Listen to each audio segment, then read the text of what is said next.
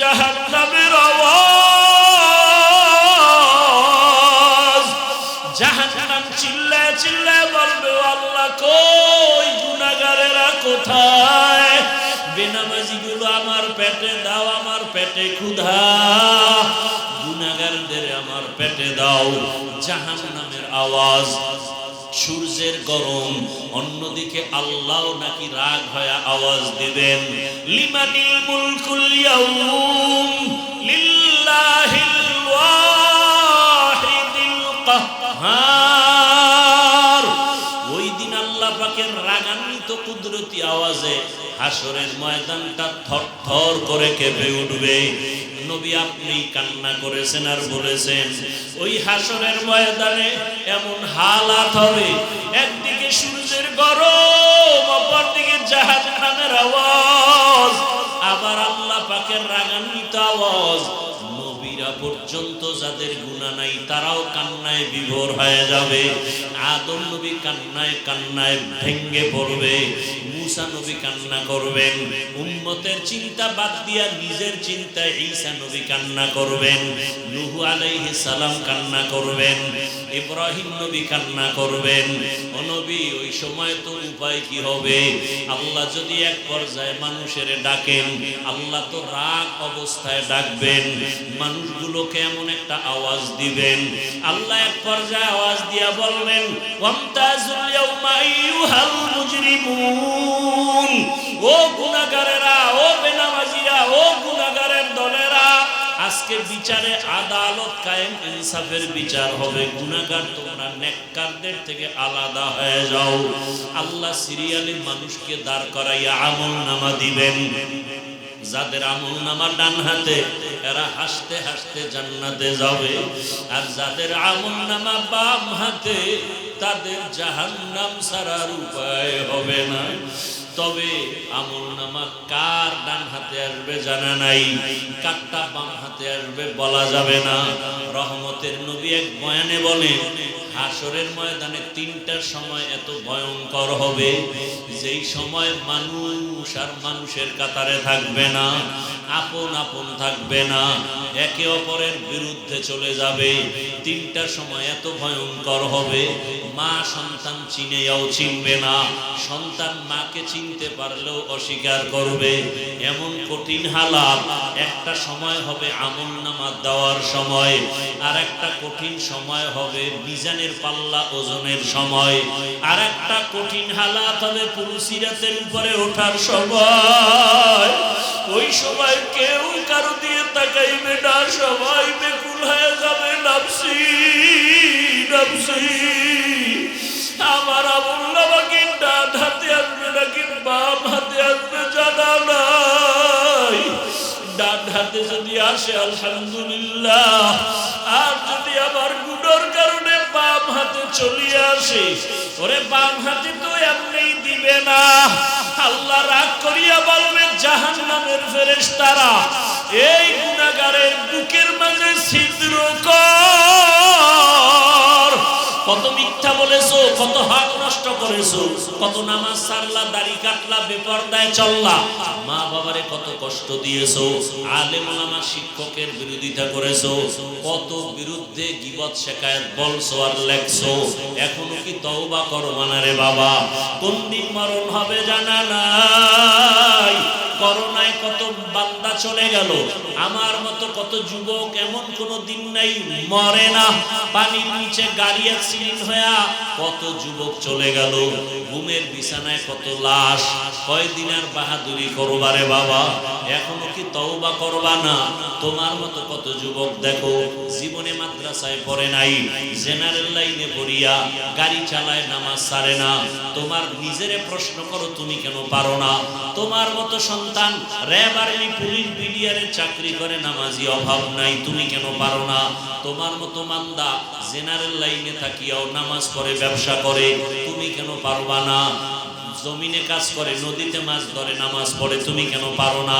পর্দার আড়ালের মা বোনেরা, আপনার মতো কত মা কত বোন এখনো আছে বেপর্দায় চলে না, মোবাইলে সময় নষ্ট করে না, 5 ওয়াক্ত নামাজ পড়ে।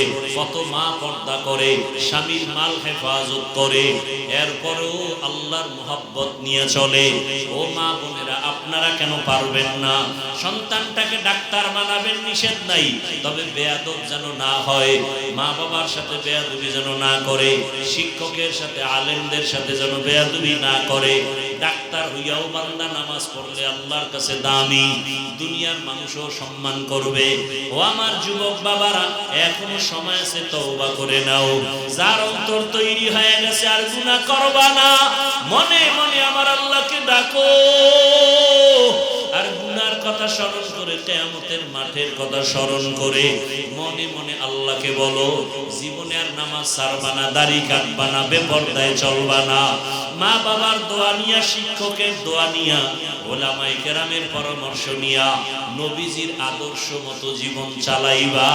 জিন্দেগি মে বন্দেগি তু কর নাহি, जिंदगी में बंदगी तू कर नहीं, जिंदगी में बंदगी शर्मिंदा है, जिंदगी में बंदगी शर्मिंदा है।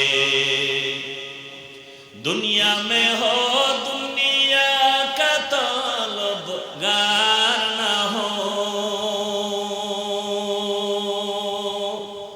बाजार से गुजर हो, खरीदार न हो,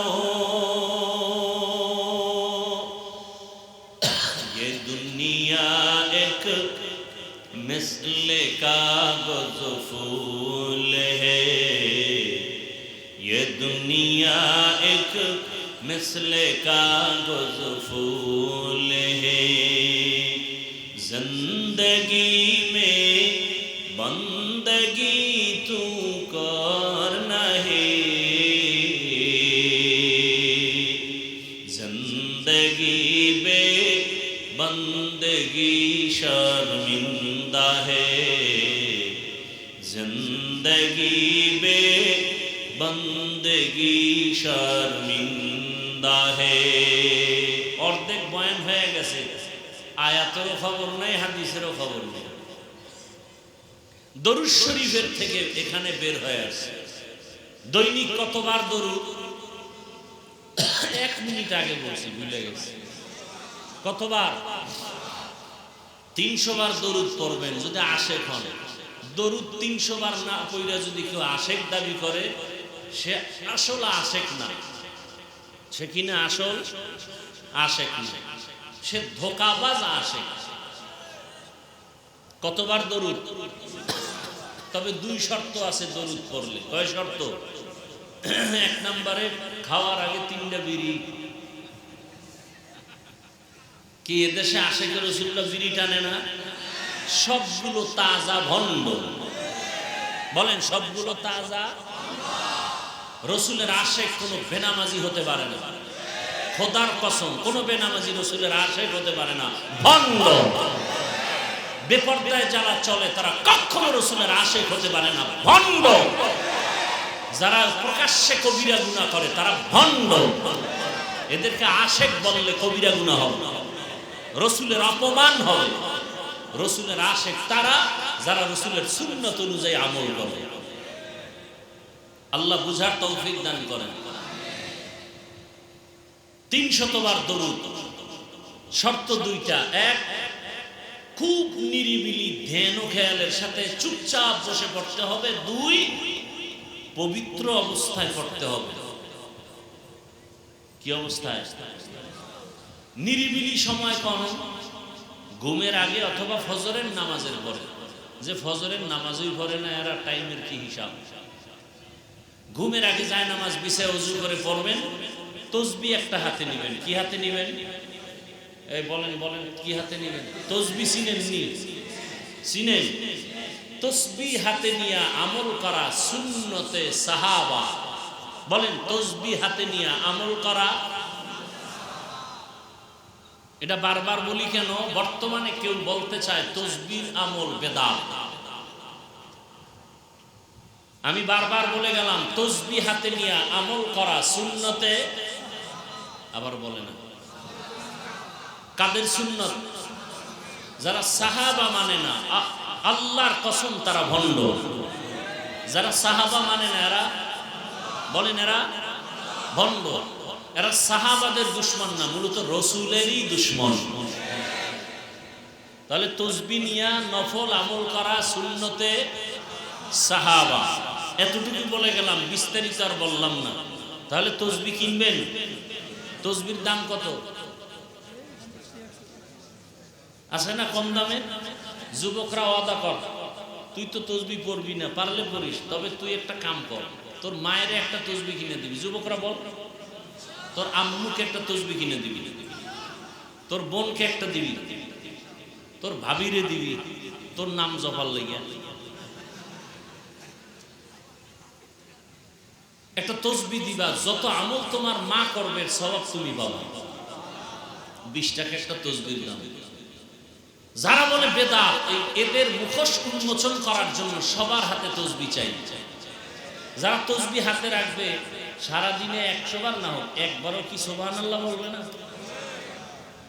কি বলবে? কি মুরব্বীরা তসবি নিবেন নি হাতে? সবাই তসবি নিবেন। ঘরে গিয়া আম্মাজান যারা আছে এদেরকেও তসবি দিবেন। আর 300 বার দরুদ শরীফ। কয়শো বার? 300 বার। চেষ্টা করেন, নিয়ত করেন, আল্লাহ তৌফিক দান করেন। রবিউল আউয়ালের আলোচনা টের পাইছেন নি? হ্যাঁ, ভালো করে টের পান। সেই বিষয়ের উপরে আমি কিছু কথা বলব। আয়াতও পড়েছি এর উপরে, হাদিসও পড়েছি এই বিষয়ের উপরে আলোচনার নিয়ত।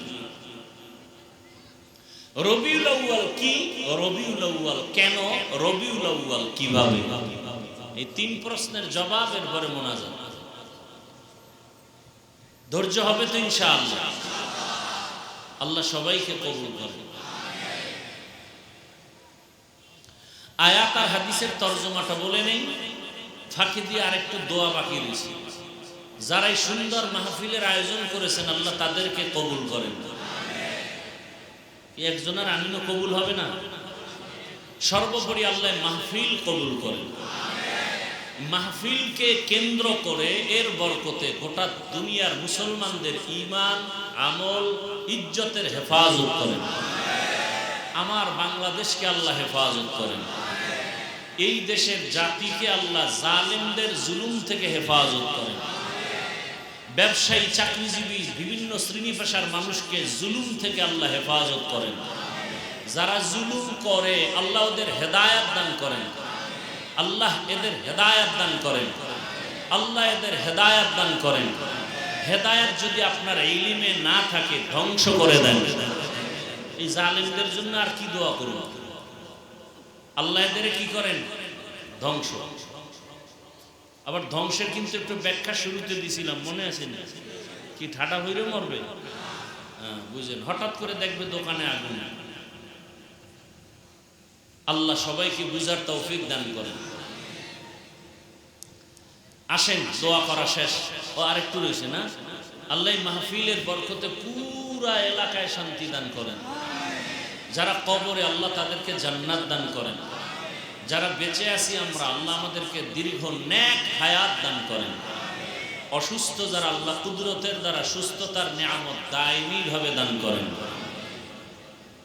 আল্লাহ বলেন মা আতাকুমুর রাসূলু ফাখুযু। হে দুনিয়ার মানুষ, রসুল বলেন, আমি আল্লাহই বলতেছি। কথা কার? স্পিকার রসুল। রসুলের কথা স্পিকার সাহাবা। সাহাবাদের রসুলের কথা স্পিকার বাড়তেছে বাড়তেছে বাড়তেছে। কথা বলতেছি আমি, কিন্তু বের হচ্ছে কিসের থেকে? স্পিকার থেকে। রসুলের কথা আমরা আলেমরা স্পিকার হয়ে বলতেছি, কথা আলেমের না, কথা আমার পীর সাহেবের না, চরমনের না, তাবলীগের না, কথা মদিনা, কথা কোরআনের। আওয়াজ বের হচ্ছে স্পিকার থেকে, Tabligh speaker, Charmonai speaker, Deobandi speaker, আলেম ওলামা স্পিকার, এখান থেকে কথা বের হচ্ছে। হে রাসূল আপনি বলে দেন, মূলত আমি আল্লাহই বলতেছি, ও দুনিয়াওয়ালারা, আমার প্রিয় বান্দারা, রসুল যা নিয়ে আসছেন তা গ্রহণ করো, ধরে রাখো। আর যার থেকে রসুল ফিরতে বলছেন, নিষেধ করছেন, এর থেকে নিজেকে ফিরাইয়া রাখো। আয়াতের তরজমা শেষ। হাদিস, নবী বলেন, আমার 63 বছর হায়াত শেষে আমি বিদায় হয়ে যাচ্ছি, উম্মত আমি তো তোমাদের আশেষ বিদায় বেলা দুটো জিনিস রেখে যাচ্ছি। এই দুই জিনিস রেখে চ্যালেঞ্জ দিচ্ছি, যদি কেউ দুই জিনিস ধইরা রাখতে পারো, কিয়ামত পর্যন্ত ঈমানও যাবে না, সম্মানও যাবে না। কয় জিনিস? এক নম্বরে কোরআন, দ্বিতীয় রসুলের সুন্নাহ, রসুলের আদর্শ। একটু আগে ইঙ্গিত দিছি, মহামারী করোনার ইঙ্গিত দিছি না? বাবার করোনা, শিক্ষিত দুই কুলাঙ্গার ছেলে, শিক্ষিত দুই, ট্রিপল মাস্ক লাগাইছে, বাবার করোনা কাছে যায় না, বরং এলাকার একটা গরিবকে বলল টাকা দিব, বাবার লাশটা টেনে রাস্তায় ফেলে দিয়ে আস, রাস্তায় ফেলে দিল। নাউজুবিল্লাহ বলেন কেন? নাউজুবিল্লাহ বলার সেই সমাজ আছে এখন? বাবারে মারতেছে, কই সেই নাউজুবিল্লাহর সমাজ? মাকে মারতেছে, নাউজুবিল্লাহ বলার সমাজ কোথায়? আপনি নাউজুবিল্লাহ বলছেন ঠিকই, অথচ আপনার ছেলে আপনার দ্বীনের পথে নাই, আপনার মেয়ে আপনার কথা মতো চলে না। কোন বাবায় যদি বলে মেয়েকে এই ওড়না লাগাও, মেয়ে যদি বলে মনে চায় না, বাবার অধিকার নাই মেয়েকে জোরে আঘাত করবে, চাপ দিবে। সরকার আমগো এটা আইন করে দিছে, চাপ দেওয়া যাবে না, স্বাধীন দেশ সোনার বাংলা। মেয়ে যদি বাবার বিরুদ্ধে মামলা দেয়, বাবায় আসামি হতে বাধ্য। মেয়েকে চাপ দিলে কেন? স্বাধীনতার সময় বাংলাদেশের আইন অমান্য করছো কেন? 18 বছরের আগে বিয়া হবে না, এটার কোনো অনুমতি নাই, বাকি আকাম করার অনুমতি অল টাইম। আল্লাহ হেদায়েত দান করেন। কথাগুলো বলতেছি আর আপনারা শুনতেছেন, বাস্তবে কিন্তু বড় কঠিন। তখন আমি হুজুর ভালো না, এখন তো শুনতেছেন মোহব্বত লাগে। আল্লাহ, দুই জিনিস নবী বলেন ধরে রাখো, কোরআন আর কি? রসুলের আদর্শ, সুন্নাহ। আয়াত এবং হাদিসের তরজমা শেষ। আয়াত হাদিসের কিছু ব্যাখ্যা শোনাবো, ভূমিকায় 2-4 মিনিট সময় আমাকে দিতে হবে রবিউল আউয়াল নিয়ে বুঝার সাথে। পৃথিবী নামক গ্রহ, এটা এই যে জমিনে আপনারা বসে আছেন, এটা পৃথিবী নামক গ্রহ। এখান থেকে আসমান দেখা যায়, মাঝখান জায়গাকে দর্শনের ভাষায় বলে মহাশূন্য। কি বলে? মহাশূন্য। তাহলে এটাও সৃষ্টি, আসমান এটাও কার সৃষ্টি? আল্লাহ কতজন? এই এক আল্লাহ ছাড়া যা কিছু, সব কিছুকে আরবি ভাষায় এক বচনে বলে মাখলুক, বহুবচনে বলে মখলুকা। বাংলায় বলে স্রষ্টা, বাকি সব সৃষ্টি। তার নাম আল্লাহ, বাকি সব গায়রুল্লাহ। পীর সাহেব আল্লাহ না গায়রুল্লাহ? বুঝেন কিন্তু, নবী রসুল আল্লাহ নাকি গায়রুল্লাহ? গায়রুল্লাহ মানি হলো আল্লাহ না। গায়রুল্লাহ শব্দের অর্থ আল্লাহ না। আল্লাহ কয়জন? সবাই একমত? আচ্ছা, আল্লাহ যে এক, কোন দিক থেকে এক? আপনারা হাইছেন না, কঠিন কথা, এর মধ্যে প্যাঁচ লাগলে জাগাত বেঈমান, বিয়ে করলে বউ তালাক। আল্লাহ কতজন? আল্লাহ যে এক, কোন দিক থেকে এক? কথা বলেন। সব দিক থেকে এক। কোন বাবা ছেলের বউয়ের সাথে যদি জেনা করে, কোন বাবা মুখস্থ করেন, কোন বাবা ছেলের বউয়ের সাথে এরকম দুর্ঘটনা আমার এই পবিত্র দেশে, কথা বলেন না কেন, হয় না? হয় না? সাথে সাথে ওই ছেলের জন্য ওই বউ আজীবনের জন্য হারাম। বুঝেন নাই? হ্যাঁ, বুঝলে ভালো, না বুঝলেও ভালো। এখানে তালাক দেওয়া লাগবে না, অটো তালাক। অটো কি তালাক? অটো তালাক। আল্লাহ হেদায়েত দান করুন। আল্লাহ, তাহলে আল্লাহ ছাড়া যা কিছু আছে সব মখলুক, গায়রুল্লাহ, মখলুকাত, সৃষ্টি।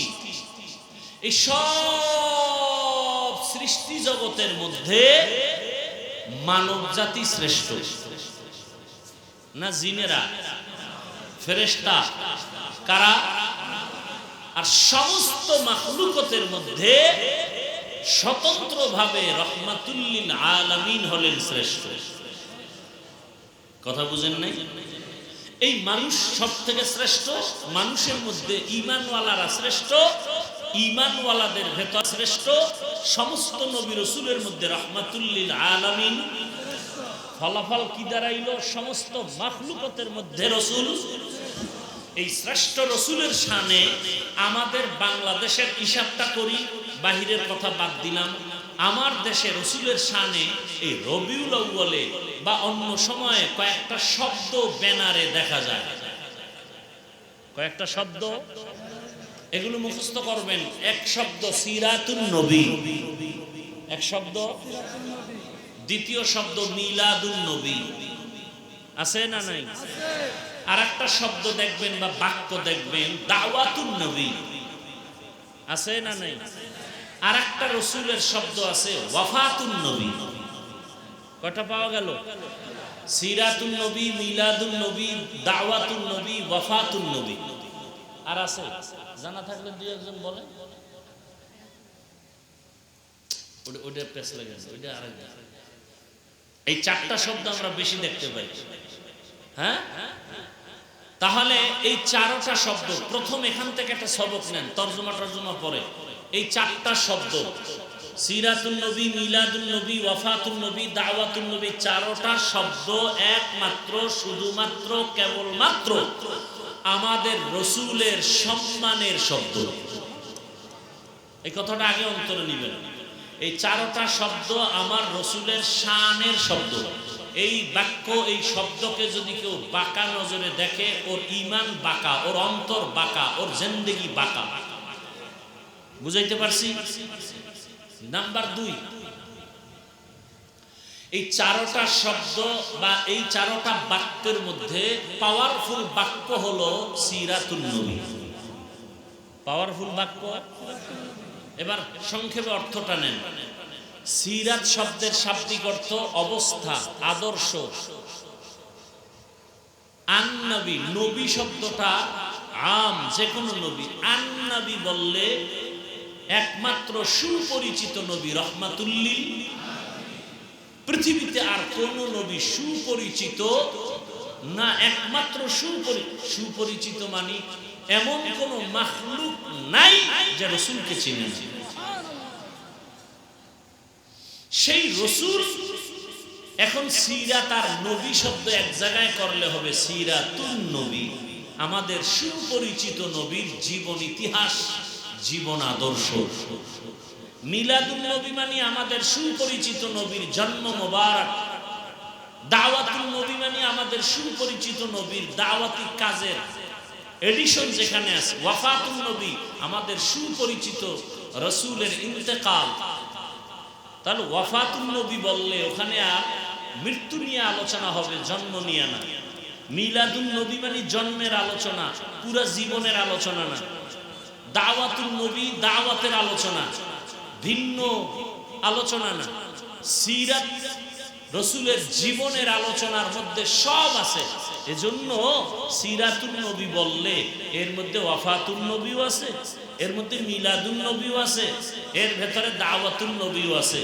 আমরা সবগুলো শ্রদ্ধা ভরে কলিজায় জায়গা দিয়েছি, কারণ এই চারটা শব্দ রসুলের শানের শব্দ, শব্দ বাক্য হিসাবেও সম্মান করি, এবং ভেতরে যা কিছু আছে এগুলো মানার জন্য আমরা মানুষকে বলি, নিজেরা আমলের চেষ্টা করি। আসেন, আয়াত আর হাদিসের তরজমা কি? আল্লাহ বলেন রসুল যা নিয়ে আসছেন তা গ্রহণ করো তোমরা। এখন রসুল আসছেন দুনিয়াতে কোন মাসে বলেন সবাই? আমি যে কথাগুলো বলতেছি এর কিঞ্চিত আপনারা হাতের নাগালে পাবেন। আপনার হুজুর টুজুর মানা লাগবে না, কয়েকদিন পর দেখবেন হুজুর কামেই লাগে না, আপনি সূরা টুরা পড়ে নামাজ পড়ে লাগবেন। গুগলে সার্চ দিবেন রাহমাতুল লিল আলামিনের আগমন কোন মাসে, গুগলে লিখে সার্চ দিবেন, এখানে ডিটেইলস রসুলের আগমন নিয়ে যত মতবিরোধ আছে সব চলে আসবে। কি আসবে? রসুল রবিউল আউয়ালে আসছেন এই কথাটা অনেকের মত, কিন্তু অন্যরাও অন্য মাসের কথা বলেছেন। রসুল রমাজান মাসে দুনিয়াতে আসছেন এই কথাও আছে। গুগলে যান, আমার সাথে রাগ করে কোনো লাভ নেই। রসুল চলে গেছেন রবিউল আউয়াল মাসে, আষাঢ় দিন সোমবার, আষাঢ় দিন বিদায়ের দিনও কি সোমবার। রসুলের কি বলে এটাকে, রূহ চলে গেছে দেহ মোবারক থেকে, এটা কোন দিন? কিন্তু কবরে দাফন হয়েছে বুধবার, হিসাবে বৃহস্পতিবার হয়। বুধবার দিন গিয়া রাতের তাহাজ্জুদের সময়, বুঝেন না কথা? তাহলে যারা বলে রসুল মরেই নাই, তাহলে 63 বছরের হিসাব কেন? আবার একদল বলে রসুল যে মরে গেছে, কবরে গেছে, আর জিন্দাই হয় নাই। আর আল্লাহ কয় শুধু জিন্দা না, এদেরকে আমি খানা দেই, খানা। সমস্ত নবী রসুল কি কবরে জিন্দা? আল্লাহ কয় শুধু জিন্দা না, অহুম ইউরযাকুন, আমি রিজিক দেই, খানা দেই। এখন ওই হিংসার দাবানলে বইরা কি করবো? আটকাই তৈব না? আটকানোর জন্য বলে যদি নবী জিন্দেই হয়, খানাও খায়, তো কি খায়? রুটি না ভাত? যদি রুটি ভাত খায়, প্লেট গ্লাস পানি কই? এইরকম বাজে বাজে প্রশ্ন করে মানুষের অন্তরকে উল্টা পাল্টা করে ফেলে। আল্লাহ হেদায়েত দান করুন। তো রসুল রবিউল আউয়ালে আসছেন সোমবার দিন, বিদায় সোমবার, তারিখেও ইখতিলাফ, যথেষ্ট পরিমাণ ইখতিলাফ। কেউ বলেন রবিউল আউয়ালের 8, কেউ বলেন 9, কেউ বলেন 11, 12 তারিখ কেউ কেউ বলেছেন। কিন্তু ঐতিহাসিকদের ভেতরে যথেষ্ট পরিমাণ মতবিরোধ আছে। সব কথার শেষ কথা, রসুল কবে আসছেন, কখন আসছেন, কবে গেছেন, কখন গেছেন, এর থেকে গুরুত্বপূর্ণ আলোচনা রসুল আমাদের জন্য কি নিয়ে আসছেন, আমাদেরকে কি দিয়ে চলে গেছে। ঠিক আছে? আল্লাহ কয় নবী যা নিয়ে আসছে ধরো, যা নিষেধ করেছেন তা ছাড়ো। নবী নিয়ে আসছেন কি? রবিউল আউয়ালে নবী নিয়ে আসলেন কি? আল্লাহ ভিন্ন আয়াতে জবাব দিয়া বলেন লাকাদ কানা লাকুম ফি রাসূলিল্লাহি উসওয়াতুন হাসানাহ। হে রাসূল, আপনি জানায়া দেন দুনিয়ার সব মানুষ তোমাদের জন্য রসুলের মধ্যে নিশ্চিত রয়েছে উত্তম আদর্শ। কি আছে? জবাব দেন, ঘুম আসতেছে আপনাদের? তোমাদের জন্য রয়েছে রসুলের মধ্যে উত্তম আদর্শ। তাদের জন্য ছিল রসুলের মধ্যে উত্তম আদর্শ ছিল, কিন্তু গ্রহণ করে নাই। তারা তারা কারা? বলে মুনাফিক। কারা? আয়াতটা নাজিল হয়েছে খন্দকের যুদ্ধ চলাকালীন সময়। রসুল নিজের হাতে গর্ত খনন করেন, সাহাবায়ে কেরাম গর্ত খনন করেন। এমন সময় কিছু সাহাবা অন্তরের মধ্যে ভিন্ন চিন্তা রেখে জবানে ভিন্ন কথা রাসূলকে শুনাইলেন। সাহাবা আসলে অন্তর খারাপ, সাইনবোর্ড মুসলমান, ভেতর কি নাম মুসলমানি নাম তাসলিমা নাসরিন, কিন্তু অন্তরে ভেজাল। নাম আহমদ শরীফ, অন্তরে কি কেমন ভেজাল। কলেজের ছেলে মেয়েরে বলে শুনছুনি আমার নাম আহমদ শরীফ, বলে জি স্যার। এতদিন শুনছো তোরা আরো কয়েকটা জিনিস, কি বলে স্যার? বলতেছে এতদিন শুনছো কোরআন শরীফ, জি। হাদিস শরীফ, জি। মক্কা শরীফ, জি। মদিনা শরীফ, হ্যাঁ। বলে আজকে থেকে শুনে রাখ, মক্কা শরীফ লাগবে না, মদিনা শরীফ লাগবে না, কোরআন শরীফ লাগবে না, হাদিস শরীফ লাগবে না, আজকে থেকে তোদের জন্য আমি আহমদ শরীফ যথেষ্ট। কি শিক্ষিত বাবারা, গাঞ্জা খাইয়া বলতেছি মনে করতেছো না? এই আহমদ শরীফ মরার আগে ছেলে মেয়েদের বলল আমারে মরার পরে কবরে দিবি না, কারণ আমি কবর বিশ্বাস করি না, হাসর বিশ্বাস করি না। আসমানে কবুল হয়ে গেছে বেঈমানের কথা, ইন্তেকালের পর এই বেঈমানের আর কবর হয় নাই। ছেলে মেয়েরা হসপিটালে দেহ দান করে দিছে, দেহ দান। কি দান? দেহ দান হসপিটালে দিয়ে দিছে, ওর কবর আর হয় নাই। নাম কত সুন্দর, ভেতরের ভেজাল কত মারাত্মক। আল্লাহ হেদায়েত দান করেন। আমরা কি জান্নাতি হয়ে গেছি? কি আর বলবো আপনাদের, সবাই বললে কোনো টেনশন নাই, আমি বললে টেনশন। আমি বললাম কেন? সবাই বলতে পারে, আমি বলতে পারবো না। আমি বললেই ঝামেলা। ঢাকা, ঢাকা মালিবাগ একটা জায়গার নাম আছে, জানেননি? মালিবাগে একটা বড় মাদ্রাসা আছে, জামিয়া শরঈয়া। মালিবাগ মাদ্রাসা সবাই বলে, বিশাল বড় মাদ্রাসা, নামি দামি মাদ্রাসা, বহু আগের থেকেই নাম। এই মালিবাগ মাদ্রাসায় লেখাপড়া করানো একজন ভালো সন্তান, হাজারো ছাত্রদের মধ্যে টপ লেভেলের হাফেজে কোরআন। বহু আগের কথা, মিডিয়া তখন ছিল না। হাফেজে কোরআন টপ লেভেলের, খুব খেয়াল করতেছেন। আমি কিন্তু কথার মধ্যেই মোনাজাত দিয়ে দেব, উঠা বসা করলে ভাল লাগে না। আমার দরকার কি আপনাকে জোর করে বয়ান শোনানো? হাফেজ ভালো, এবার কিতাবি লাইনে ঢুকে আলেম হয়ে গেল মাওলানা। শত ছাত্রদের মধ্যে টপ লেভেলের মাওলানা, আর একটু ডিগ্রি নিল মুফতি। কি যেমন তেমন মুফতি না, কঠিন মুফতি, নামি দামি মুফতি। মালিবাগ মাদ্রাসার মতো মাদ্রাসা থেকে হাফেজ হওয়া মানি হাজারে একজন, মাওলানার মধ্যে মাওলানা হওয়া হাজারে একজন। মুফতি সাহেবের মধ্যে ওই সময় মুফতি হওয়া বড় কঠিন। তাহলে মাওলানা, হাফেজ, মুফতি হইয়া ঢাকার শহরে বড় একটা মসজিদে প্রায় শুনছি 12 বছর ইমামতি করছেন, রমাজানে তারাবি পড়াইছেন। দেখেন তো, খেয়াল করেননি? আমরা আলেমরা যে কত জান্নাতের পথে আছি হিসাবটা বুঝাবার জন্য বলছি। অহংকার করি আমি পাইয়া লাইছি, এত সোজা। হ্যাঁ, শাইখুল হাদিস আল্লামা আজিজুল হক রহমাতুল্লাহ আলাইহি কম দৌড়ান নাই, কি পাইলেন? মুফতি আমিন রহমাতুল্লাহ আলাইহি কম দৌড়ান নাই, কি পাইলেন? দুনিয়াদারেরা আলেমকে দিব বলে ব্যবহার করতে চায়, নিজের স্বার্থে আঘাত লাগলে আর পছন্দ করে না। দেখেন না, সরকারি ডিউটি করে, মাত্র ডিউটি 8 ঘন্টা। কত ঘন্টা? প্রতিদিন 8 ঘন্টা ডিউটি। বেতন কত? নিম্নে 20,000 টাকা নিম্নে। টেবিলের নিচে বাম হাতে কত মুক্তা পাওয়া যায়। কিন্তু চিন্তা করে দেখেন, একজন টুপিওয়ালা ইমাম সাহেবের ডিউটি কয় ঘন্টা মসজিদে? বলেন বেতন কত? তাহলে আমরা ক্ষমতা আইলে কেমন ফিডাম, হ্যাঁ? যে এক থেকে জুলুম দুনিয়াতে আর কি হতে পারে?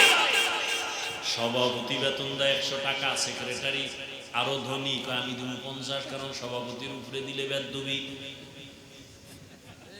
কি আমি না বলছি সত্য কথাটা স্বীকার করবেন? এরপর রিমান্ডে থাকে ইমাম সাহেব, রিমান্ডে জোহরের নামাজে নাই। রিকশাওয়ালা কয় হুজুর গেছিলেন কই? রিকশাওয়ালা ইমাম সাহেব তুমি কে? বলে আমি কে মানে? মাসে 5 টাকা বেতন দেই, রিকশা চালাই, সে 5 টাকার পাওয়ার, এরকম বেয়াদব নাই? এরপরে কোন আলেম কারোর সাথে খারাপ আচরণ করে না। ভালো করে বুঝো, ওই মালিবাগ মাদ্রাসার হাফেজ আলেম মাওলানা মুফতি 12 বছর ইমামতি করার পরে এখন তার হালাত কি জানেন? সে কোরআনের আয়াত নাম্বার বইলা বইলা ইউটিউবে বয়ান সারে আর বলে আল্লাহ বলতে কিছু নাই। পর্ব নাম্বার 1, পর্ব নাম্বার 2, মুহাম্মদ পৃথিবীর এক ভণ্ড। কি মনে হয় বানায় কইতেছি? কি ওলামায়ে কেরাম খবর আছে আপনাদের? আছে? নাম কি? মামুন না মাসুদ? হায় হায়, এক চিন্তা করতে পারে।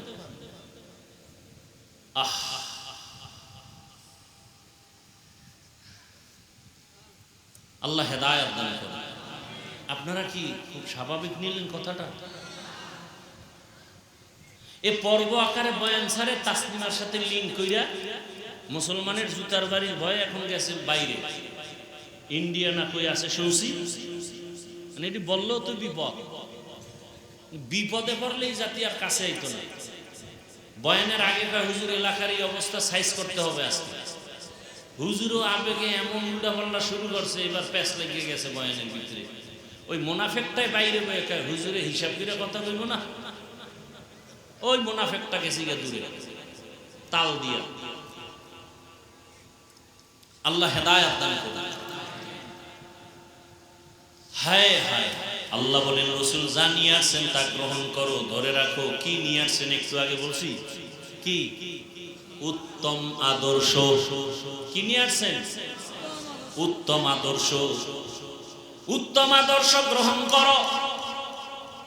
নবী যা নিষেধ করেছেন তার থেকে ফিরে থাকো।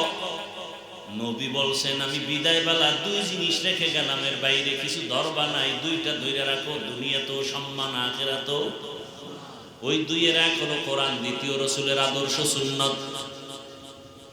আল্লাহর জাতের কসম, আজ জমিনের মধ্যে রাসূলের আদর্শ যার কাছে যত পার্সেন্ট আছে, আল্লাহর কসম তার কাছে সম্মান আর ঈমান তত পার্সেন্ট আছে। যার কাছে কম তার সম্মানও কি? দেখেন, জীবনে মাদ্রাসায় পড়ে নাই, জীবনে আলিফ বাতাও শিখে নাই, কিন্তু নবীর আদর্শওয়ালা আলেমদের সাথে চইলা চইলা এখন টুপি পরে, নামাজ পড়ে, দাড়িওয়ালা নাই। লোকটা আওয়ামী লীগ করতো, লোকটা বিএনপি করতো, যত ঝামেলাই হয়েছে অন্য দলের মানুষের উপরে, তার উপরে আসে নাই। কারণ সে মাদ্রাসায় দান করে, মসজিদে দান করে, অন্যায় কাজে বাধা দেয়, নিজে অন্যায় করে না। এরকম নাই? বহু আছে। ভাইরা আমার, তাহলে একটা সাধারণ মানুষ এত সম্মান কেন? আলেমের সাথে রাসূলের আদর্শ থাকার কারণে তার সম্মান। এই যে হযরত আমার মাদ্রাসায় গেল দাওয়াতের জন্য, এত মাহফিল এক থানায় তো দেওয়ার সুযোগ নেই। এই টাইমে একটু সুযোগ পাইছি, দিছি। উত্তরা থাকেন, জুমার নামাজ পড়েন। বহু অনুরোধ করার পরে আসলাম। এই লোকটা তো আলেম না, আমগো লাইনে লেখাপড়াও করে, আলেমকে মহব্বত করে না? করে না। স্পষ্ট রাসূলের হাদিস, এই মহব্বতটা যদি নিরেট ভাবে ধইরা রাসূলের আদর্শ চলতে পারে, বিনা হিসাবে জান্নাতি। ভাইরা আমার, রহমতের নবী উত্তম আদর্শ নিয়ে আসলেন। কোথায়? বানসারামপুর। কোথায়? রাসূল আসছেন কোথায়? মক্কা নগরীতে। মক্কা নগরী তখন কেমন হালাত? বলে দুনিয়ার মধ্যে যত খারাপ এর থেকে হাজার হাজার হাজার গুণ কোটি কোটি গুণ বেশি খারাপ মক্কার মানুষ। মক্কার মানুষ এত খারাপ, চরিত্রের কোনো হিসাব নাই। নারী আর পুরুষ সবাই উলঙ্গ হয়ে বাইতুল্লাহ তাওয়াফ করে। কেমন বাইতুল্লাহ? ইন্না আউওয়ালা বাইতিন উযিআ লিন-নাসি আল্লাযী বিবাক্কাতা মুবারাকান ওয়া হুদা মুবারাকান ওয়া হুদাল লিল আলামিন।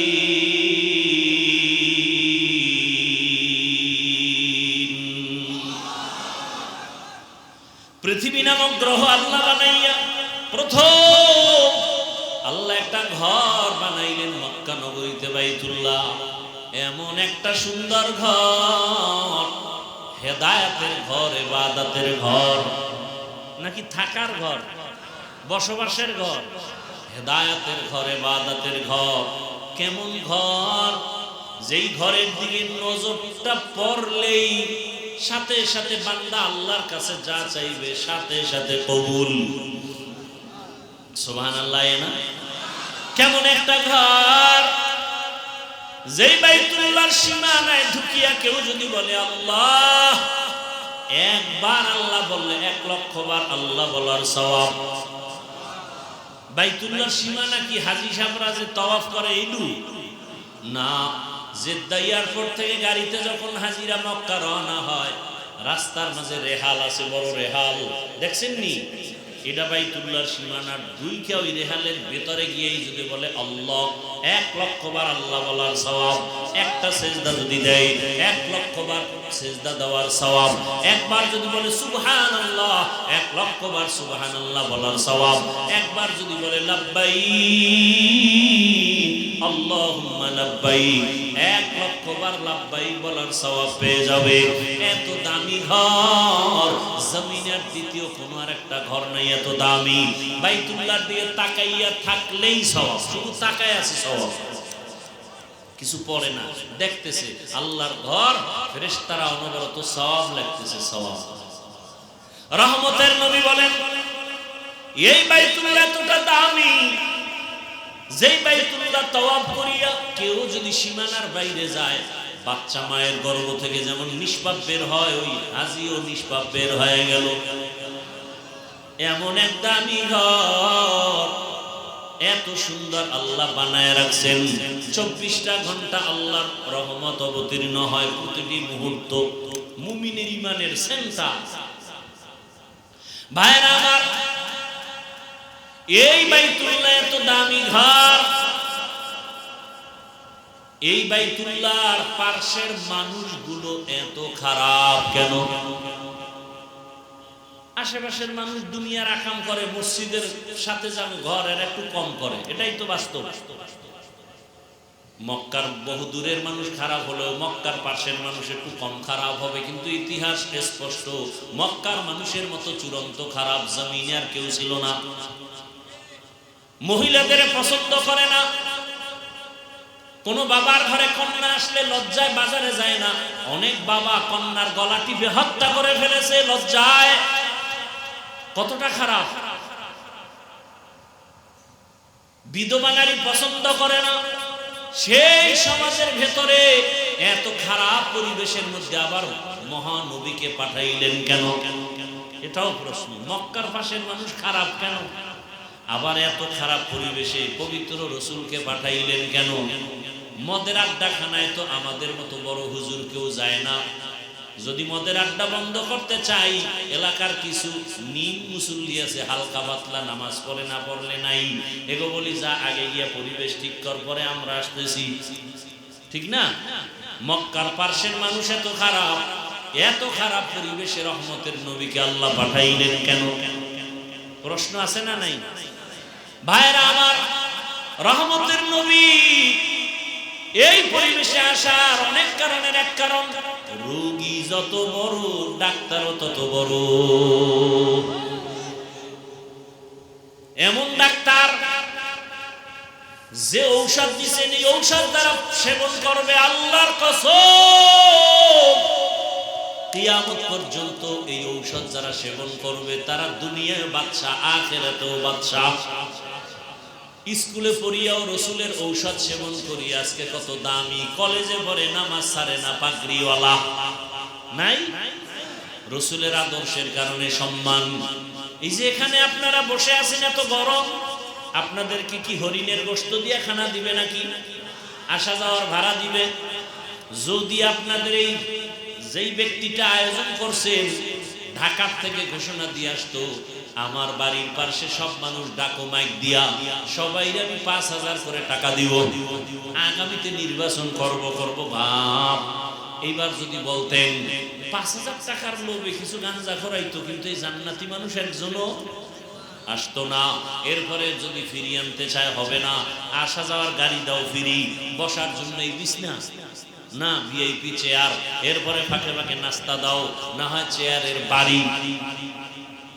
আবার নিয়ন্ত্রণের জন্য থানায় টেলিফোন করে বলতো, এই ওসি সাহেব, আমার অমুক দিন লোকজন আসবে, নির্বাচনী সভা, আপনি তাড়াতাড়ি পুলিশ দেন, ফোর্স দেন। একটু তাকায় দেখেন, এত গরমের ভেতরে মানুষ শ্বাস ফলাইতে পারে না, কত কষ্ট। এরপর আপনারা যেখানে আসলেন, আপনাদের গাড়ি ভাড়া ফ্রি না, বসছেন ভিআইপি বিছানা। পৃথিবীতে এর থেকে আর থার্ড ক্লাসের বিছনা আমার মনে হয় নাই। এরপরও কোনো ক্লাস ভাগ নাই, কে ধনী কে গরিব, কে আলেম কে মূর্খ, সব একাকার হয়ে পড়ছে। নিয়ন্ত্রণের জন্য র্যাব, আর্মি, পুলিশ কিচ্ছু নাই। কেউ দুনিয়ার তাগিদে চলে গেছে। আবার আপনারা বসে আছেন, যদি সারা রাত বসায় রাখি কারো অন্তরে মনে হয় কষ্ট আসবে না। এরে বাবা, এটা কেমন করে সম্ভব? টাকা ছাড়া রহমতের নবীর আদর্শ মানলেই সম্ভব। ইমামুল আউয়ালিন আল আখিরিন, বহরে সাদকা রাহমাতাল লিল আলামিন, সাইয়্যিদুল কাউনাইন খাতমুল মুরসালিন, আখির আমদ বুদ ফখরুল আউয়ালিন। মক্কার খারাপ পরিবেশে রহমতের নবী আসলেন, কিনিয়া বলেন না কেন? উত্তম আদর্শ। কেমন উত্তম? দুনিয়াতে আরো কত আদর্শ দেখছি এই বয়সে। আব্রাহাম লিঙ্কনের আদর্শ গণতন্ত্র। কি তন্ত্র? গণতন্ত্র। মানুষের জীবনকে শেষ করে দিছে। এগুলো নিয়ে আলোচনা করলে মুসিবত। কি হুজুর যত বয়ান করেন হাদিয়া বাড়ায় দিব, কিন্তু রাজনীতি করবেন না। আর একদল বলে ইসলামে কোনো রাজনীতি নাই। এই যে কথাবার্তা বলতেছে, এরা ইসলামটাকে গোটা বিশ্বের কাছে ছোট বানায় দিল। বলে ইসলাম সব দিক থেকে কমপ্লিট, রাষ্ট্র পরিচালনায় ইসলাম ব্যর্থ। ইসলাম কি ব্যর্থ? তো কেন বলেন ইসলামে রাজনীতি নাই? আপনি করেন না সেটা আলাদা কথা, রাজনীতি করে না সে মুমিন, কিন্তু বিরোধিতা করলে বেঈমান। একজনে নামাজ পড়ে না, পড়ার আগ্রহ আছে মুমিন, কিন্তু নামাজ পছন্দ করে না, বেঈমান। খুব কঠিন কথা। একজনের দাড়ি রাখে না, মুমিন, আর একজনের দাড়ি পছন্দ করে না, বেঈমান। আপনি রাজনীতি করেন না, আপনার সাথে দ্বন্দ্ব কিসের? বিরোধিতা করা যাবে না। গোটা দুনিয়া সুলাইমান নবী চালান নাই? ঘটনা কোরআনে নাই? ইউসুফ নবী মিশরের অর্থমন্ত্রী ছিলেন, ঘটনা কোরআনে স্পষ্ট। রহমতের নবী রাষ্ট্র চালাইলেন, আবু বকর ওমর ওসমান চালাইলেন। কেন বলবেন ইসলামে নাই? আছে, আপনি করেন না, সেটা আপনার অন্তরের রোগ। আল্লাহ হেদায়েত দান করুন, বুঝার তৌফিক দান করেন। আপনি দুনিয়ার আকাম করতে পারবেন হালাল, হ্যাঁ? আর আমরা কিছু বললেই মুসিবত, করি না বলি এতেই শান্তি করো। কেন? শিয়ালের হাতে মুরগি আমান। কার হাতে মুরগি? শিয়ালের হাতে মুরগি দিয়ে যদি বলেন 3 দিন ভরে নিব, আমানত রাখো, পাবেন? শিয়াল বলে যত পারো পিটাও, জেলখানায় দেও, পরে কিন্তু মুরগি দেওয়া যাবে না, কল্লা দিতে রাজি, মুরগি দেওয়া হবে না। শিয়ালের হাতে মুরগি দিলে যা হয়, মাদ্রাসা মসজিদের চাবি সুদখোর আর ঘুষখোর বেনামাজির হাতে দিলে তো তাই হবে। বুঝেন না? না, চাবি দিছে কে? জিব্রাইল। কারা? এখন আর কয় না, আমরা দিছি বলতে লজ্জা লাগে, ভোটের আগের রাত্রে টাকা খাইছেন লজ্জা লাগে নাই? ভোটের আগের রাতে টাকা খাই না খাইয়া বাথরুমে গিয়া 10 গ্রাম পায়খানা খাবেন, বাজারে গিয়া হালাল সাবান দিয়ে কুলি করবেন, গন্ধ শেষ, ফ্রেশ। কিন্তু যারা টাকা খাইয়ে মরবেন, জাহান্নামের আগুন ছাড়া আর ফ্রেশ হওয়ার উপায় নাই। তবে ইদানিং আমগো হুজুরেরা নতুন ভাবে একটা স্লোগান দিছে, যারা খাবি আমগো বয়ান শুনবি না, তোরা খাইলে বেশি করে খাইস, ভোটটা দিবি ইসলামের পক্ষে, খাবি অত টাকা, ভোট দিবি। ওই যে কে জানি বলছে, খায় আলমগীর মোড়া হয় জাহাঙ্গীর, খাবি অগ টাকা, ভোট দিবি ইসলামের পক্ষে। অগ টাকা মানে কারো বাবার টাকা না, জনগণের টাকা। খাইলে কম খাবি, আমগো বয়ান যেহেতু শুনবি না, বলবি যে ভাই টাকা আরো খাইতে খাইতে ওটার ফকির বানায় লাবি, এরপরে ইসলামের পক্ষে ভোটটা দিব। কি হুজুর এইটা পারা যায়? আপনাকে হাদিয়া খাওন দাওন সব দেওয়া যাবে, আপনার ক্ষমতা হানা যাইব না, এই চেয়ারম্যান মেম্বার দুই একটা হইলে দেওয়া যেতে পারে, আসল জায়গায় আনলে আমাকে মুসিবত। আম্মা জানেরা কয় যাই কও, কিন্তু বিপদ কয়। কি বিপদ কয়? হুজুরেরা আইলেই হাত মুজা ভাও মুজা, জেলখানায় রাখবে আটকাইয়া, সম্ভব না। একদলে আবার মাঝখান দেখে না না না আমগো ইসলাম কিন্তু খুব সহজ, একদল আবার সহজ সহজ বইলা এমন সহজ বানায় দিছে যে ডান হাতে বিড়ি টানে, বাম হাতে চা টানে। ইসলাম নাম দিয়েছে দ্বীন ইসলাম, শুধু ইসলাম না, দ্বীন ইসলাম। আল্লাহ হেদায়েত দান করুন। ভাইরা আমার, ইসলাম সহজ আর কঠিন নাই। এক কথা, ইসলাম পৃথিবীতে সবার প্রিয় ধর্ম, শ্রেষ্ঠ ধর্ম, সহনশীল ধর্ম, সহজ ধর্ম, কঠিন না। ইসলামের মতো সহজ আর কোন ধর্ম না। আচ্ছা, দুই একটা উদাহরণ দিয়ে 1 মিনিটে। মনে করেন নাই তো এখানে একটা পানির বোতল আছে, ধরে নেন। কি বোতল আছে? এই যে পানির বোতল। এটা আপনি ডান হাত দিয়েই ধরছেন, সুন্নত আদায় করছেন, ডান হাত লাগাইছেন, মুখটা খুলছেন কোনার দিয়া, বাম হাত দিয়া না। এবার বোতল বাম হাত দিয়া টান মাইরা এক টানে নাই, এই পানিটা পান আমিই করব, আপনারও নিবারণ হবে পিপাসা, আমারও হবে, কিন্তু আমি বাম হাতে করব। আমি এই পানিটা পান করব ডান হাতে, এবং 3 শ্বাসে পান করব। পানিও পান করা হলো, সুন্নত আদায় হয়ে গেল, সওয়াবও হলো, পিপাসাও গেল। এটা কষ্টের কিছু? মনের পরিবর্তন। জুতা পরবেন না আপনারা বাসায় যাইতে? আমিও জুতা পরব। সুন্নত কি? আপনার তো হিসাব নাই ডান বাম, আমার হিসাব হলো ডান জুতায় ডান পা আগে যাবে, সুন্নত। এরপরে বাম জুতায় বাম পা ঢুকবে। এরপরে যখন কদম দিব, ডান পা দিয়ে কদম দিব, সুন্নত। 1 মিনিটের কাম, কষ্টের কিছু না, হিসাবটা মিলাইলেই সওয়াব। এর নাম ইসলাম। ভাইরা আমার, কিছু খাইবেন পানি,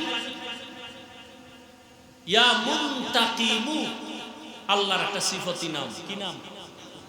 7 বার। কয়বার? 7 বার পরে পানিও যা পান করবেন 7 বার পড়বেন ইয়া মুনতাকিমু। এই পানি আপনার উপকার ছাড়া কোনো ক্ষতি হবে না। খানা খাইয়া 3 বার পড়বেন না, কইয়া লাভ কি? কোনদিন পেটে গজব আইতো না। খানা খাইয়া 3 বার ডান হাত পেটের উপরে রাইখা 3 বার আবু লাহাবের নাম লইবেন। কার নাম? আবু লাহাবের নাম আছে, একটা সূরা আছে না? কি সূরা?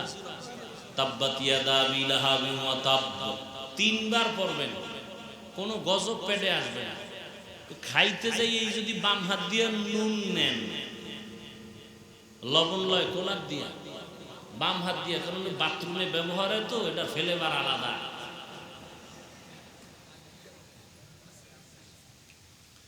কেমনে আর বুঝাবো? আল্লাহ আমাকে হেদায়েত দান করে। খানা খাইতে বসছেন, প্লেটের ডান পার্শ্ব থেকে খানা আরম্ভ করেন, রাসূলের আদর্শ। খানার ফাঁকে ফাঁকে লাকাল হামদু ওয়া লাকাশ শুকর পড়েন, বিসমিল্লাহ বলে খানা শুরু করেন, বরকত শুরু হয়ে যাবে। খানা আপনিও খান, আমিও খাই। নবী বলেন দোনো হাতের কবজা ধুইয়ের পরে খানা খাও, তবে যেই প্লেটে খাইবা ওই পাত্রে হাত দিও না, ভিন্ন জায়গায় ধোও। আমগো হুজুর ওয়াজ কামে লাগে না, করোনা আইয়া এবারে এমন ধোয়া বাড়াইছে, আমগো কয় হুজুর দুইবেন, এখনো দো। অনেক অফিসে এখন ওই যে হাত ধোয়ার একটা আছে না, ওই করোনার সময় অনেক অফিসে এখনো হাত ধোয়। আর আমরা যে এত বছর সুন্নতের রস করছে কানে ঢুকে নাই। ভাইয়েরা আমার,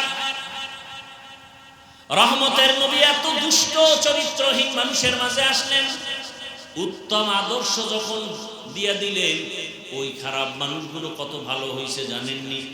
আল্লাহ জিব্রাইলকে পাঠায় বলেন, লিস্টি দিয়ে দিলাম, রহমতের নবীর লিস্টি দাও, এই লিস্টির মধ্যে যাদের নাম আছে এরা বিনা হিসাবে জান্নাতি। ওই লিস্টিতে কয়জনের নাম আপনাদের জানা আছে? কারো 10 জনের নাম বিনা হিসাবে জান্নাতি। জানা থাকলে বলেন প্রথম সিরিয়ালে কে, দ্বিতীয় কে, তৃতীয় কে, চতুর্থ কে? এরকম 10 জন সাহাবা, তাদের হালাত, এরা রাসূলের হাতে সাহাবা। জিব্রাইল এমন লিস্টি দিয়ে দিয়েছেন, নবী ঘোষণা দিয়ে দিয়েছেন, আবু বকর আপনি জান্নাতের সুসংবাদ পেয়ে গেলেন, ওমর পেয়ে গেল, জান্নাতি সাহাবা।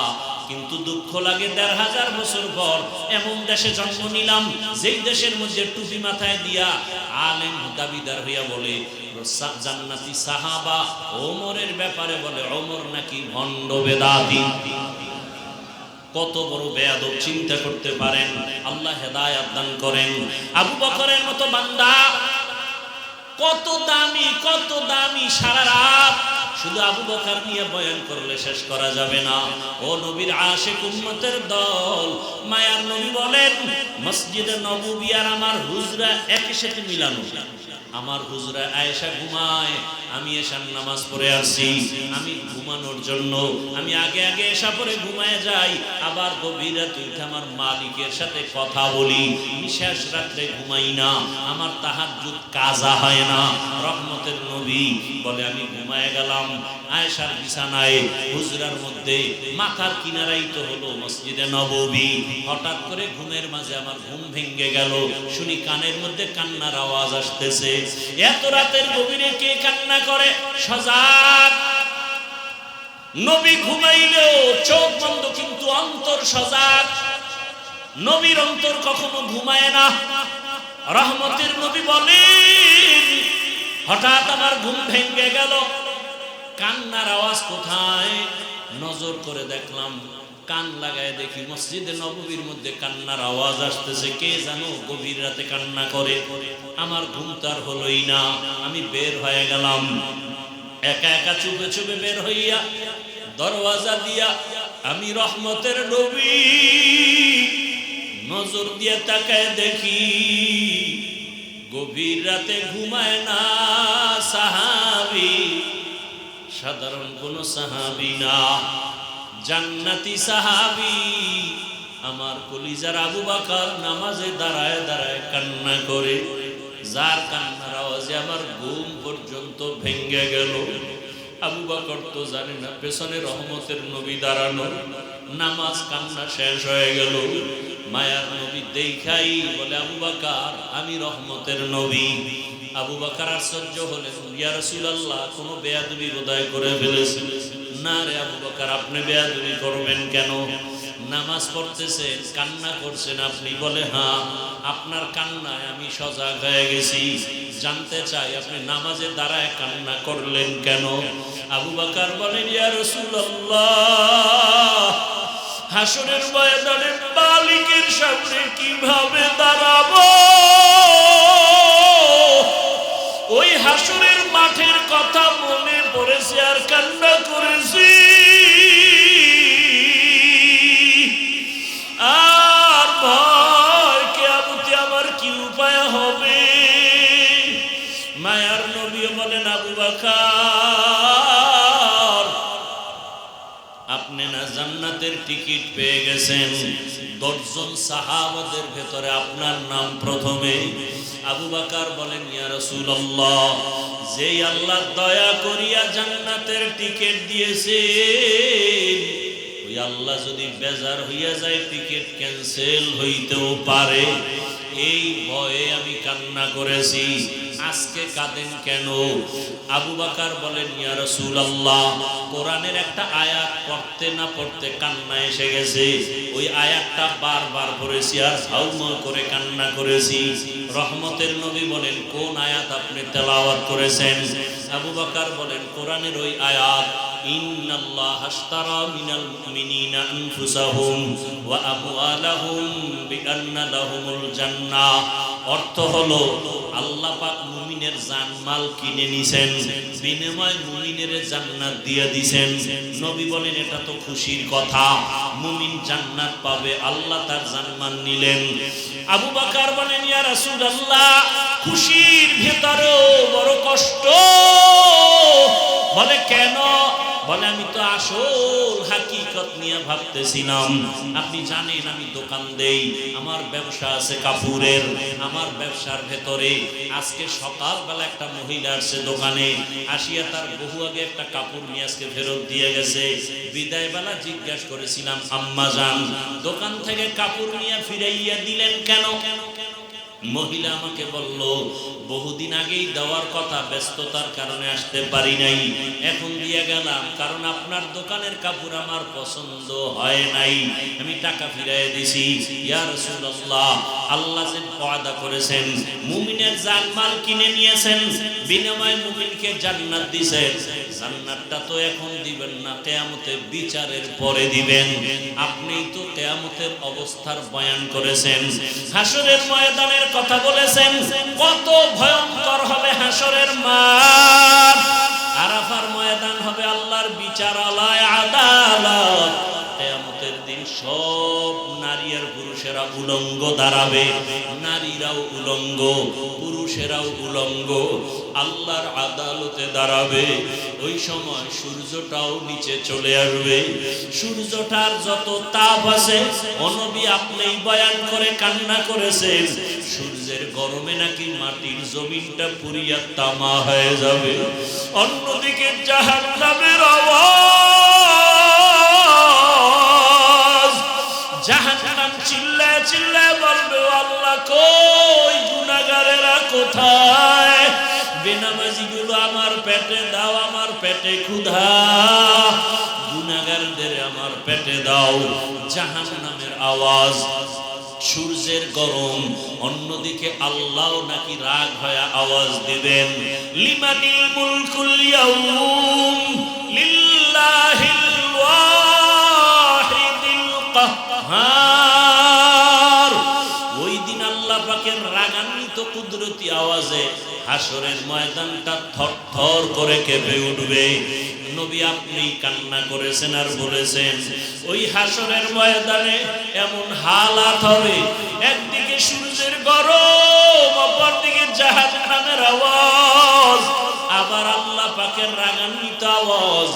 নবীরা পর্যন্ত যাদের গুনাহ নাই তারাও কান্নায় বিভোর হয়ে যাবে। আদম নবী কান্নায় কান্নায় ভেঙ্গে পড়বে, মুসা নবী কান্না করবেন, উম্মতের চিন্তা বাদ দিয়া নিজের চিন্তায় ঈসা নবী কান্না করবেন, নূহ আলাইহিস সালাম কান্না করবেন, ইব্রাহিম নবী কান্না করবেন। ও নবী, ওই সময় তো উপায় কি হবে? আল্লাহ যদি এক পর্যায়ে মানুষের ডাকেন, আল্লাহ তো রাগ অবস্থায় ডাকবেন, মানুষগুলোকে এমন একটা আওয়াজ দিবেন, আল্লাহ এক পর্যায়ে আওয়াজ দিয়া বলবেন, ওয়ামতাজুল ইয়াউমা আইয়ুহাল মুজরিমুন। ও গুনাহগারেরা, ও বেনামাজিরা, ও গুনাহগারের দলেরা, আজকে বিচারে আদালত কায়েম, ইনসাফের বিচার হবে। গুনাহগার তোমরা নেককারদের থেকে আলাদা হয়ে যাও। আল্লাহ সিরিয়ালে মানুষকে দাঁড় করাইয়া আমলনামা দিবেন। যাদের আমলনামা ডান হাতে, এরা হাসতে হাসতে জান্নাতে যাবে, আর যাদের আমলনামা বাম হাতে, তাদের জাহান্নাম ছাড়ার উপায় হবে না। তবে আমলনামা কার ডান হাতে আসবে জানা নাই, কারটা বাম হাতে আসবে বলা যাবে না। রহমতের নবী এক বয়ানে বলেন, হাসরের ময়দানে তিনটার সময় এত ভয়ঙ্কর হবে, যেই সময় মানুষ মানুষ আর মানুষের কাতারে থাকবে না, আপন আপন থাকবে না, একে অপরের বিরুদ্ধে চলে যাবে। তিনটা সময় এত ভয়ঙ্কর হবে, মা সন্তান চিনেও চিনবে না, সন্তান মাকে চিনতে পারলেও অস্বীকার করবে। এমন কঠিন হালাত। একটা সময় হবে আমলনামা দেওয়ার সময়, আর একটা কঠিন সময় হবে মিজানের পাল্লা ওজনের সময়, আর একটা কঠিন হালাত হবে পুলসিরাতের উপরে ওঠার সময়। ওই সময় কেউ কারো দিয়ে তাকাইবে না, সবাই বেকুল হয়ে যাবে, নাফসি নাফসি। আমার আমলনামা কি ডান হাতে আসবে নাকি বাম হাতে আসবে জানা নাই।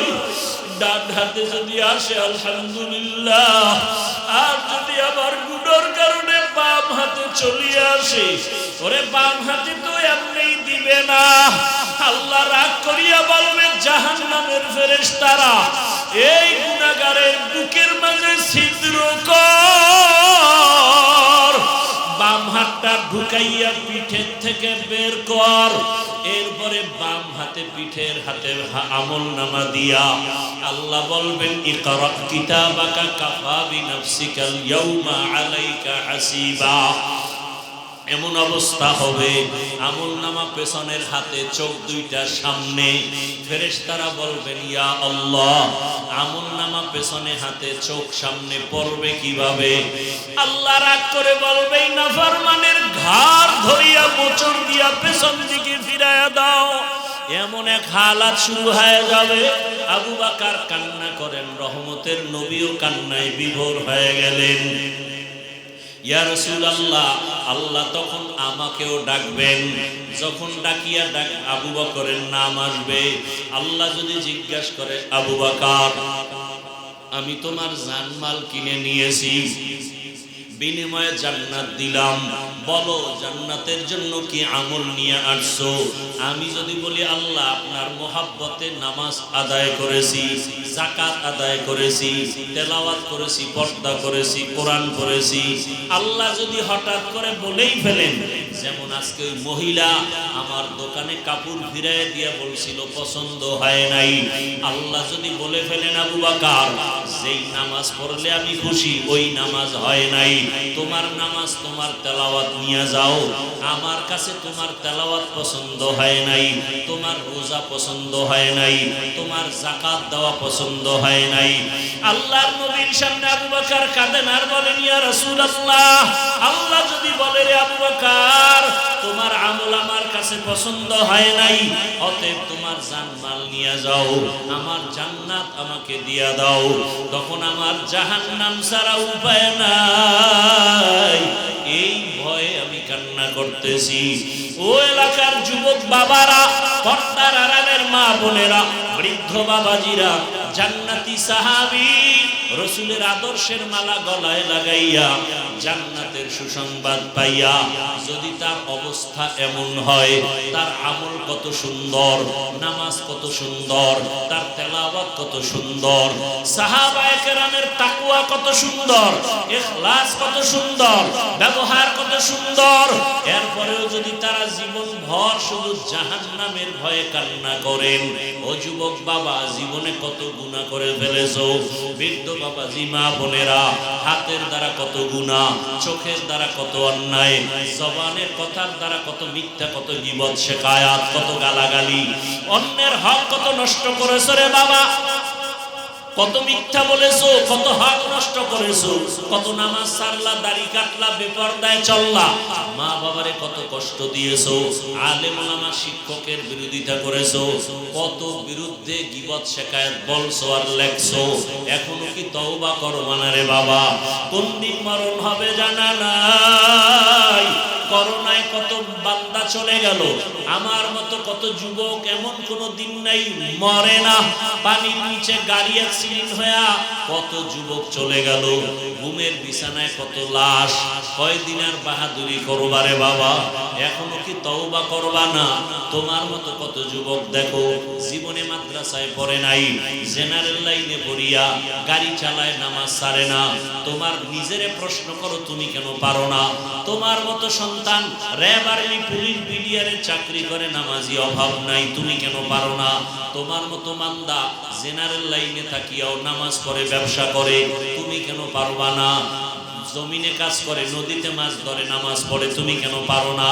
পর্দার আড়ালের মা বোনেরা, আপনার মতো কত মা কত বোন এখনো আছে বেপর্দায় চলে না, মোবাইলে সময় নষ্ট করে না, 5 ওয়াক্ত নামাজ পড়ে।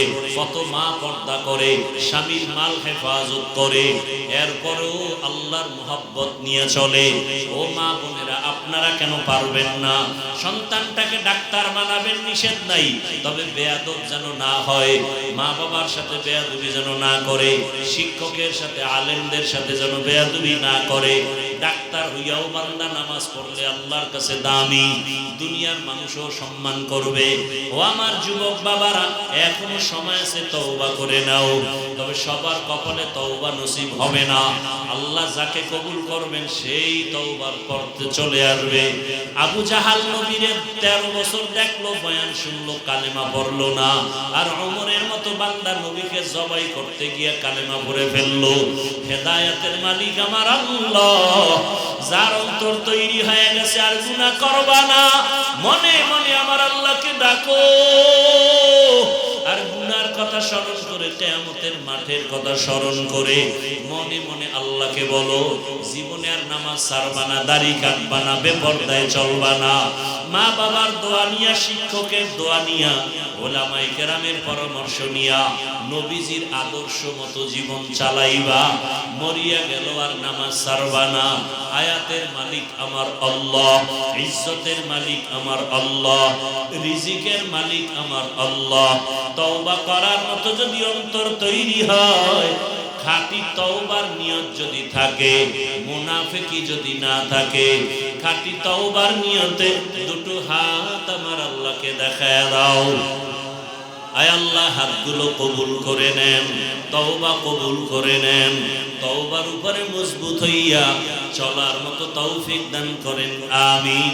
আলহামদুলিল্লাহি রাব্বিল আলামিন, ওয়াসসালাতু ওয়াসসালামু আলা সাইয়্যিদিল আমবিয়াই ওয়াল মুরসালিন ওয়া আলা আলিহি ওয়া আসহাবিহি আজমাইন। ইয়া আরহামার রাহিমিন, ইয়া আরহামার রাহিমিন, ইয়া আরহামার রাহিমিন। আল্লাহুম্মা আরহামনি বিতারকিল মাআসি, আল্লাহুম্মা আরহামনি বিতারকিল মাআসি, আল্লাহুম্মা আরহামনি বিতারকিল মাআসি। ইন্নাকা আফুউন কারীম তুহিব্বুল আফওয়া ফা'ফু আন্না। আল্লাহুম্মা ইন্না নাসআলুকা রিযাকা ওয়াল জান্নাহ ওয়া নাউযু বিকা মিন সাখাতিকা ওয়ান নার। আল্লাহুম্মা ইন্না নাউযু বিকা মিনাল বারাসি ওয়াল জুনুনি ওয়াল জুযামি ওয়া সাইয়্যিল আসকাম। আল্লাহুম্মা ইন্না নাসআলুকা ইলমান নাফিআ ওয়া রিজকান ওয়াসিআ ওয়া শিফাআন মিন কুল্লি দা। ইয়া হাইয়্যু ইয়া কাইয়্যুম বিরহমাতিকা নাস্তাগীথ। ইয়া হাইয়্যু ইয়া হালিমু ইয়া আজিজু ইয়া কারীম বিহাক্কি ইয়্যাকা না'বুদু ওয়া ইয়্যাকা নাস্তাঈন। اللهم إني أعوذ بك من كل عمل وقول يخزيني. اللهم إني أعوذ بك من كل عمل وقول يخزيني. فسهل يا إلهي كل صعب بحرمة سيد الأبرار. سهل بفضلك يا عزيز. اللهم اجعلني من المستجابين للدعوات. اللهم اجعلني من المستجابين للدعوات. اللهم اجعلني من المستجابين للدعوات. اللهم اجعلني في عيني صغيرا وفي أعين الناس كبيرا رب اشرح لي صدري ويسر لي أمري واحلل عقدة من لساني يفقهوا قولي يا رب اغفر